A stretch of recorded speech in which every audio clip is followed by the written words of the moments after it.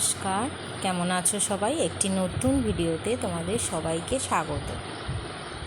আজ 19শে জ্যৈষ্ঠ বাবা লোকনাথের তিরোধান দিবসে আমি খুবই ছোট করে বাবা লোকনাথের পুজোর আয়োজন করেছিলাম। তোমরা সেই ভিডিও দেখতে পাচ্ছ। আমি সকাল সকাল পুজো করে নিয়েছিলাম, তারপর বাবার জন্য নিজের হাতে ভোগ রান্না করে বাবাকে নিবেদন করেছিলাম। এই হলো আমার ঠাকুরঘর। কেমন লাগছে সবাই জানাবে কমেন্ট করে। দেখো, বাবার জন্য আমি ভোগ রান্না করে বাবাকে নিবেদন করেছি, এরপর পুজো করে নিয়েছি। নিয়ে কেমন হয়েছে সবাই জানিও।